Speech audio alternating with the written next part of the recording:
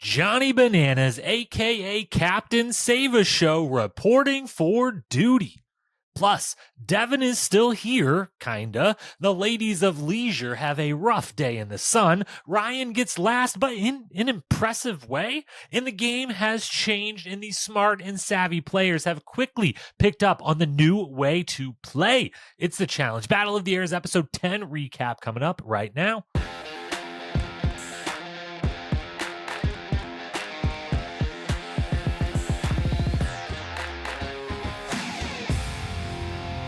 What up, my fellow Challenge lovers? Welcome to The Challenge Historian, where we dive deep into all things MTV's The Challenge, past, present, or future, if it's happening in the Challenge universe. I am here to document it. I'm your host, dedicated Challenge historian, Jacob Hollabaugh. Thank you so very, very much for being here with me on our regularly scheduled Wednesday night, back-to-back weeks. Look at us crushing it now. Back to our Wednesday nights.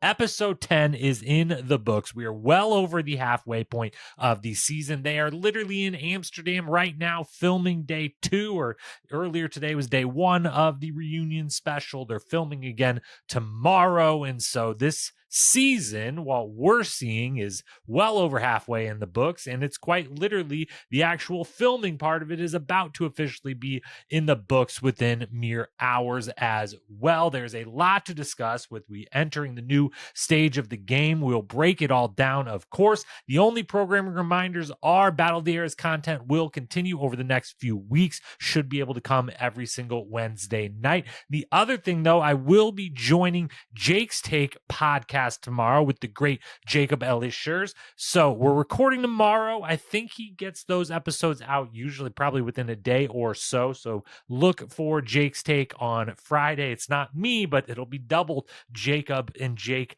takes there on this weekend. So check that out if you want additional coverage from me. Jake does a great job covering the challenge and plenty other things in the entertainment world. So give him a listen if you never have before. Regular episode here tonight. We'll run through some of the storylines, kind of a walk through the episode, kind of just a couple big storylines. We'll hit the awards, and then we will, of course, update the power rankings and make some predictions at the end. Let's dive in. Episode 10, Battle of the Airs. Here we go. For the second straight episode, we're just going to start with the daily challenge. The only thing, there was a bunch of conversations again at the house, but the only thing of note was the old school scene was from Free Agents. We should target bananas. We should take a shot at bananas. And that was a pretty obvious tell for where the episode would go, gotta say. But the daily challenge, it's a good game. I like the game overall. The one thing I hated is why are we still running through that muddy ditch where Derek didn't break his leg, tore multiple ligaments in his knee, just jumping down into it. Why are we doing that? Still, I did appreciate that most of the cast members were like running to the side and barely going through it, but that's a lot more running you have to do versus just going straight through it. We don't need to use the ditch. If someone tears their ACL, MCL, all of the ligaments in their knee, just jumping into a ditch, we scrap the ditch. We ditch the ditch for the rest of the challenges that season. Just fill it in. It would have been fine without it. It didn't really add all that much interesting intrigue element to it. Other than that, I like the game. Individual games with this many people are sometimes pretty difficult. So kind of a lower bar to clear. But I like the game all in all, and I loved that it's so hot and so disorienting that people are putting the balls in the wrong people's tube. That was hilarious. It happened a bunch of times. Bananas might have wanted you to think he did that on purpose. He kind of alluded to maybe I did, maybe I didn't in his confessional. No way he did that on purpose. He was going for the win. He did not get it. Yeah, good game. Ditch the ditches. Ryan. Speaking of people who put the balls in the wrong things, he at least puts his in Laurel's, who he's not directly competing against in this one. So that's something. But between that to give him an extra time having to run out, and then, there have been impressive losses in the history of the challenge, but this is one of those that goes right near the top of just truly impressive loss, that you do the tangram puzzle upside down where there is nothing but just the shapes. It is the harder version of the tangram than doing the other side where you have these shapes to work off of in conjunction with the big number 40 that should be pretty darn helpful. So the fact he actually did the puzzle upside down is okay, good job. But then the frantic nature of shit, I'm not done.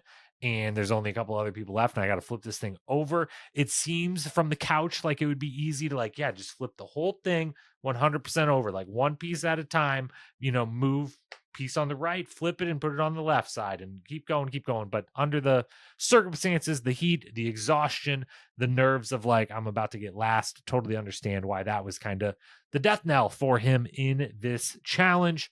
Strong showings from a good amount of people. Definitely on the women's side. I mean, Tori obviously with the win, and then Cara and Jenny not too far behind, and especially Jenny, who we saw earlier this season have the asthma issue during the elimination with Anissa. That gave us some pause of like, is she going to be the beast that we saw her be in the finals again? Or is there maybe a conditioning element the running element can be tough? In these conditions, her doing that well erased any doubt that had crept up with that performance before. And then the real standout on the men's side, I mean, Jordan winning this makes if you told me what this challenge was, I'm like, if Jordan doesn't win, I would be shocked. The standout, though, negatively is Theo.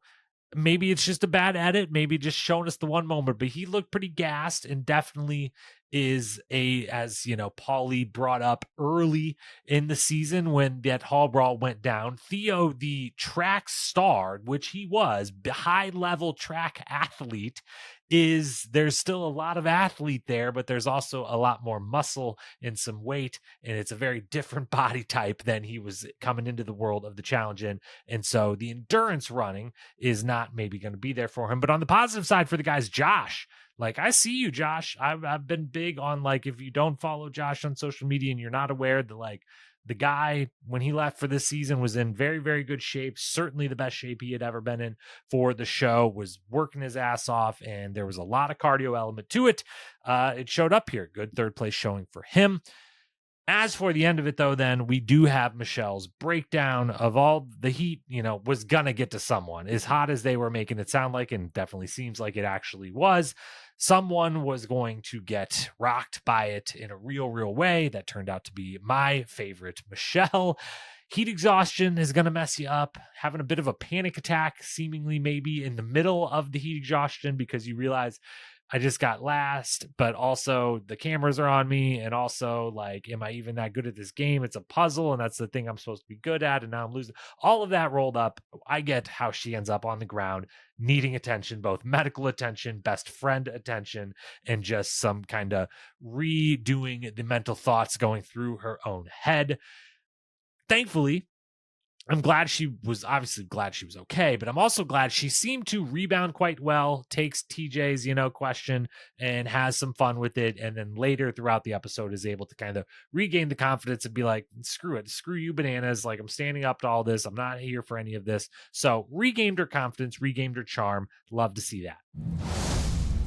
Then we've got new rules to the game and new strategy. We're going to not do a perfect walk through the episode here. We'll hit kind of big topics that were, permeating throughout the rest of the episode then.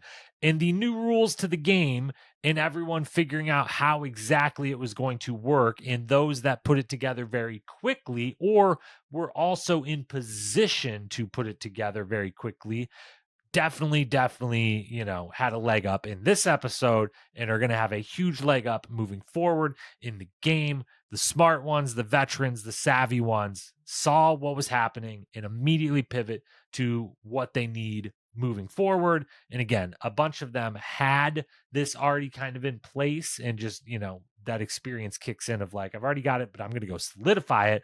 And what I mean by that is the Jordans, the Rachel, and the Bananas of the world, especially those three, stood out, that they realized very quickly the moment they hear the rules from TJ that, yeah, there's two winners, but the women, you're the tiebreaker for when it's the men, you're the tiebreaker when it's the women, aka it's just the woman picking when it's a men's day and the men picking when it's a woman's day. Straight up. I mean, the other one is there.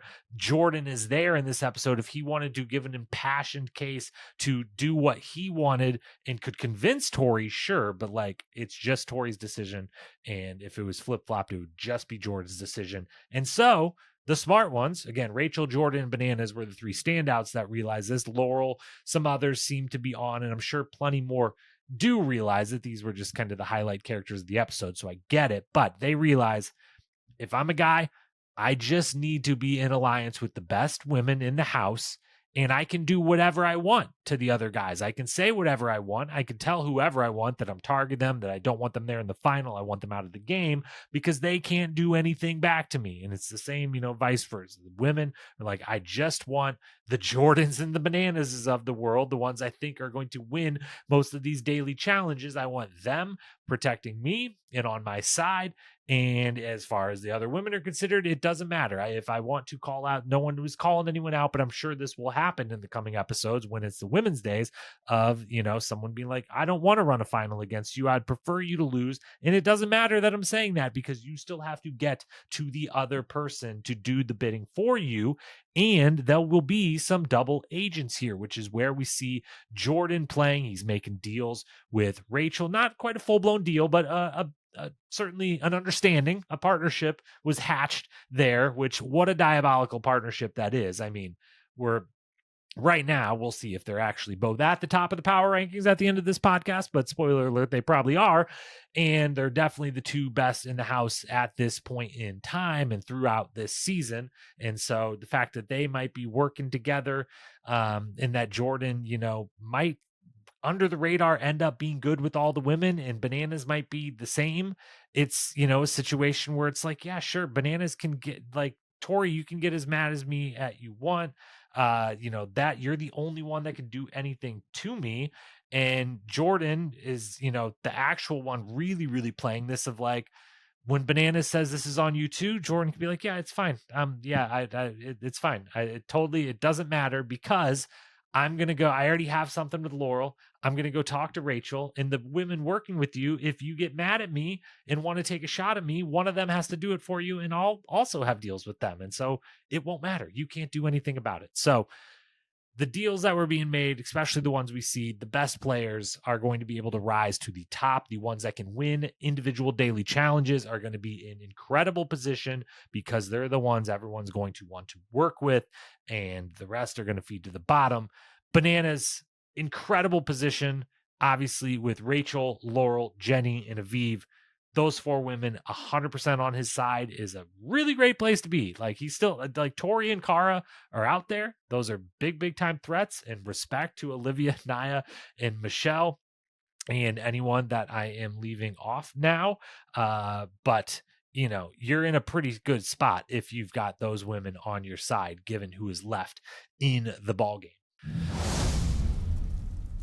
Speaking of Johnny Bananas, what a performance. Classic Bananas performance from start to finish. Yes, it felt pretty heavy-handed that they set us up with the, Jordan and Kara targeting Bananas on free agents, and then we come around and kind of, they mix in Kara in the confessionals here, and it's, Tori and Jordan targeting Bananas, but they set it off as this is a banana-centric episode from the jump, and it is all the way through back on Ride or Dies and then World Championships, but mainly on Ride or Dies. He came in after a few seasons off. He called himself Captain Save a Show, and it was all a bunch of bluster, in my opinion, mainly because he went in there and he became a part of the Vacation Alliance, more or less. And so he didn't really have adversaries. He didn't really have the people to play off of. He was just kind of kumbaya Johnny. There wasn't that many of like his old friends around. It was just like, I guess me and Nani's in this alliance. I'm in this alliance. I'll play nice.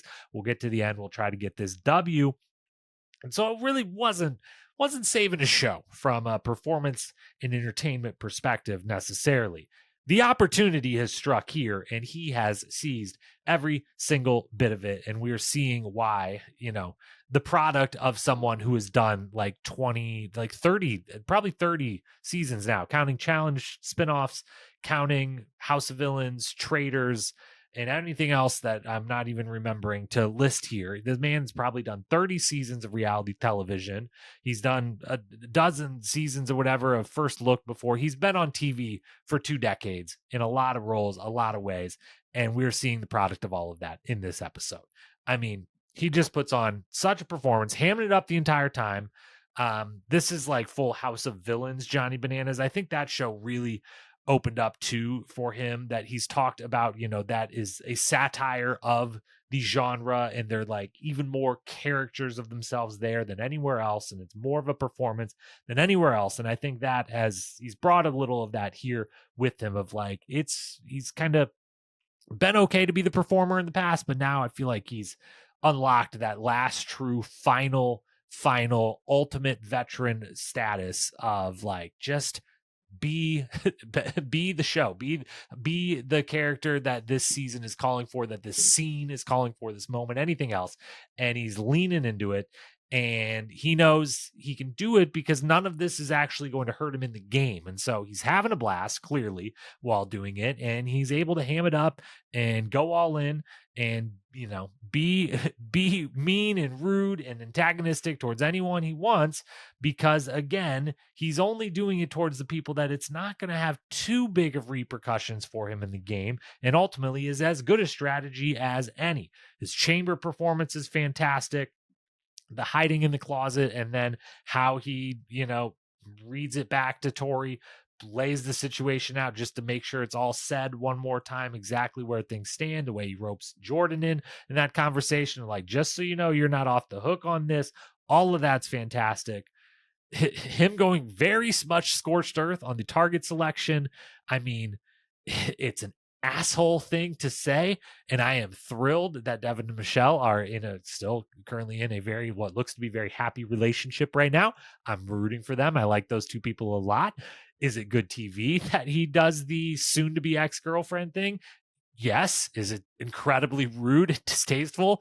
Absolutely. But that is a real, he's an expert at doing exactly that. He's an expert at doing the villain that isn't anything too absurd, anywhere near any of the lines, but is definitely being an asshole. And he has perfected that in a real way. It's all a fantastically chummy, hammy performance.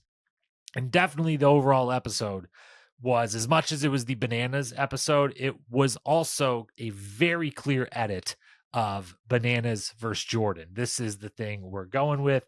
When on the women's days, it's going to be, look at all these powerhouse women. Holy cow, look at the field we have left. Who's going to win? These absolute studs. On the men's side, we've zeroed in, and they're very much seem to be, maybe it's just this episode because it worked out that way so well. Maybe it's going to be what the rest of the season is, but it was a good old fashioned. We've got Jordan, we've got Bananas, we've got them back at odds, and we've got our two of the undisputed best players ever on that side. Let's focus in on that. Let's make it a 1v1. On the women's side, we've got this big group of some of the best ever. Here's our stories for the rest of the season, and they're just running with it. As for Tori's selection and the arena itself, it was the wrong move. Pick Derek. It's super easy. It's great TV, and it looks to lead to a lot more great TV, as it pretty sure the next week on, they weren't pulling any tricks. That's Bananas and Tori yelling at each other and yelling at each other and yelling at each other. So that's all good for us, the viewer. For her in her game, this was her not, playing way too much with the emotion and the just wanting to do right by Devin, which didn't make a ton of sense. I think Devin, the player himself, would say, in this moment, would be the smart enough one to be like, no one's games are ever attached, even when you're working together. You need to be able to, if the person you're working with leaves, you got to be detached at that point, and you can do your game, play whatever you want. So just put in Derek versus Ryan, strike a deal with Bananas that, hey, just be like, look, I know I'm not going to move to the top of you've got a bunch of women you're working with, but can I get to fourth? Can I be above the Ladies of Leisure 3 that he eventually picks at the end of the episode? And can I be above Kara and maybe Aviv? You don't have to tell Aviv, but can I at least be above her? Can I be in fourth, so that there's 5 other women? If you have to pick, that's a couple more rounds where there's 5 to pick from, then there's 4, then there's 3, where you don't have to pick me as a target if you're in that situation, where there's always going to be someone sitting next to me if you're the one that has to pick who goes in, and I've already been made a target by someone else. it's a good spot to be in. And again, reading the game, you have Jordan on your side.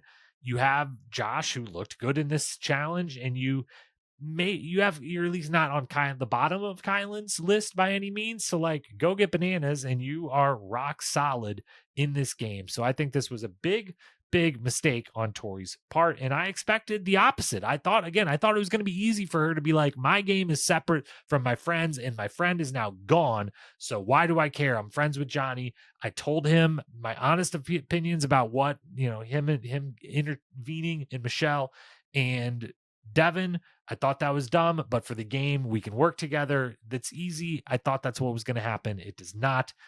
Mainly because bananas would also take it. Bananas would instantly be like, it's all good. We can water under the bridge, because he's already got 4 of the women in the house that are like completely team bananas and are going to protect him. If he adds Tori and Michelle to that, I mean, he's just sitting there like, just don't let Kara win and we're good. That's it. Which Kara is very good, but against the other 6, I mean, come on, the odds are incredibly in his favor. So he would have wanted to take that. I think Tori made the complete wrong move. They go to the arena. They play a very cool game. It's super duper fun. I'm glad they had fun with it. And it was a complete true toss up. Like, it was the best case scenario. When Ryan walks in there knowing he's going against bananas, he's like, all right, just, don't give me something super duper physical. I'm going to be at a disadvantage in that versus bananas. And, a puzzle would be nice, but I just, had a brain fart. So maybe I'd be a little in my head. He gets an actual perfect toss up. Anyone can win this. Yes, I know he doesn't drive very much, but so be it. It's just honestly a composure thing. Like, there isn't really just going way, way faster. There's a who's going to wreck or mess up first. And we see both times Ryan is the one who does that, and bananas gets the win.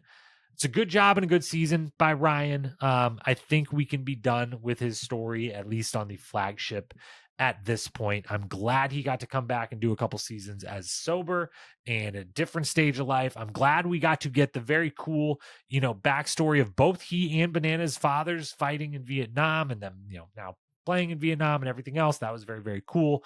But the right person won yet again for the sake of the season. So they're just continuing the streak of like, the right person is winning the eliminations for the sake of the rest of the seasons and the storylines they have at play. To the awards, we got best quote. I didn't write all of them down. Jordan, Tori, and Bananas were all great in confessional and in person this week as the centers of the episode. They all, they're 10. Tori's on her 10th season, and she's the least of those 3 people. I think Jordan's a few more than that. Bananas obviously 20 some whatever seasons. Super duper vets, very good at this, very entertaining individuals. They all 3 were crushing it. Of the quotes, the one I did write down, a bunch of bananas stood out. He had to win this award this episode, one way or the other. I liked early in the game, the friendships on that side of the house are like spray tans. They look good for a while, but then they quickly fade away. I thought that was actually a very, very, very astute quote, and while being entertaining and interesting as well. So I'll give him the award for that one, but there was a bunch we could have picked up from him. Best moment. Jordan farting into the fan onto Olivia and Theo. That was very funny little quick thing that happened at the beginning of the episode. Ryan doing the puzzle upside down. It's very impressive. It just unfortunately still leads to you losing, but it was an impressive way to lose and was an interesting moment. Michelle, the heat stroke plus panic attack plus bestie chat with Olivia in the hospital truck was obviously hospital truck, the ambulance. That's what a hospital truck is called. That was obviously a big moment of the episodes. Banana's chamber performance, then Bananas hiding in the closet, then telling off Tori and Jordan. And the dual Vietnam veteran stories, again, we reference all that, and Bananas scorched earth target selection. So basically bananas here at the end. We'll go with Bananas target selection because I really enjoyed that. He was hoping Tori wouldn't be safe, and then she was. I enjoyed that she, hammed it up as much as he did in that moment, and that everyone was having a good time with it. And then Bananas decided to be as mean as possible in his selection of 3 women who didn't actually do anything to him, and are just like, we're the worst. We all got last today, and you're gonna pick us? Like, what the hell is going on? The game has really, really turned. So we'll give it to that. And of course, the MVP is Bananas. Devin, somehow gets votes here because he was very present this episode. Wow, they really went above and beyond with the little Devin cutout there. Michelle, Rachel, Jordan, Tori all get votes, but Bananas, of course, is your MVP of episode 10. As for our targets, predictions, and power rankings here to close us out, targets, of course, Michelle, Naya, and Olivia. My biggest hope is that I want the 3-person choice is way more interesting than the 2-person choice. So I want this to be the only time that one of the 3 targets gets last. I really want there to be an actual 3-person choice. It's just way more interesting, way more variables. I like that a lot better. And I think the matchups would be most interesting, but my prediction will be that we do get 2 of these 3 in elimination versus each other next week, Michelle, Naya, and Olivia. So I'm predicting that Michelle and Naya end up in elimination. And, they really haven't done anything super physical since the opening rounds. And so assuming they go that, because if it was Michelle, Naya, and they get to put the hands on each other, we know how that's going to go. Naya's going to rock her world. But I'm guessing they don't get to put their hands on each other. And so I'm guessing Michelle gets a little puzzle redemption, maybe not having to do it mid heat stroke. So I'm going Michelle over Naya. I don't know which. I guess Michelle getting last in the daily challenge because of the disadvantage and the Naya getting picked to go in. We'll go with that as the prediction, but I'm definitely hoping to be wrong. I don't want Michelle anywhere near the elimination, but I'm hoping to be wrong because, again, I think the 3-person choice is just way more interesting and entertaining. As for winners of the daily challenge, we will go with, I think Jordan goes back to back. Although I think Bananas is going to really want to win all of the men's, and so that he can be the center of attention and ham it up some more. But I think Jordan goes back to back. And I think on the women's side, it's Rachel, and we get the Jordan Rachel solidifying. We're each the top dog here right now. We're going to work together and we're going to run this shit. And then we're going to run the final together and we're going to be the winners at the end together. I think that's what's going to be starting to set up next episode. As for the power rankings, I did spoil earlier the top person on both sides. We'll go men first here. Jordan stays in the top. The men really almost stayed the same from last week, the inaugural for the season power rankings. Jordan stays at the top. Kylan stays 2. Banana stays 3. Those 3 still feel head and shoulders above, and it's a lot of respect putting on Kylan's name, putting him this high. Really, I'm going to do it. Banana should be number 2 based on the allegiance within the house and where he's set up in the new game. But those 3 still kind of category 1 for me. Josh, Corey, Nehemiah, Theo, Derek. Derek drops all the way down because the big asset, I was like, Derek is a runner. We saw on All-Stars 4 kicking ass the couple times they were asked to run. I thought that translates to a final really nicely if he actually gets to run in a final, unlike on All-Stars 4 where they basically didn't get to do any running in the final. But this episode did not buoy those beliefs. So he drops to the bottom end. I just think he might actually be on the outs as far as the alliances go. He's knocked down for the week. Theo's near the bottom. I think those 2 are close to being dropped into their own tier, but for the time being, we'll just 2-tier it. Jordan, Bananas, Kylan, Josh, Corey, Nehemiah, Theo, and Derek. On the women's side, Rachel, got to be at the top. Jenny, got to be right behind her. Laurel, Tori, Cara. Tori drops a couple here, but just because of, having one of the best on the men's side, very much against her, trying to pick her here. So that matters. But Rachel, Jenny, Laurel, Tori, Cara still have to be the top 5. I just still am dying. Please let us take 5 men, 5 women to the final, and please let it be those 5 women. It'll be unbelievable if it happens. Then Michelle, Aviv, Olivia, Naya. Aviv, I think, is going to unfortunately just be on the bottom of her. She's in the right alliance. She's just going to end up maybe being on the bottom of it, and the numbers will squeeze, and that will be an issue. And I still just have, I'm just mainly biased putting Michelle above her, but there's really 2 tiers. We got the 5 women that are, top all-time tier players, and then the other 4 very respectable, very good candidates here. But, it's Rachel, Jenny, Laurel, Tori, Cara. Please let that be the final. It'll be incredible. Please make it happen. With that, that's your power rankings, your predictions, and everything in between, awards, storylines, all the good stuff. Again, I will be recording for the Jake's Take podcast tomorrow with Jacob Elisher. So please check that out. If you never have, go search out his show. It's on YouTube, Spotify, Apple, all those places. I think the episode with him will drop sometime on Friday, probably Saturday at the latest. I don't know exactly when he typically drops the challenge recaps. We'll be talking this season and some other challenge stuff as well. So that's there if you want it. Subscribe here as always. If you're listening on Spotify or Apple, follow, subscribe, do all that good stuff. It really, really does drive others to the show. So it helps in a big way. I thank you. I love you. I appreciate you. I will talk to you next Wednesday night. Until then, peace.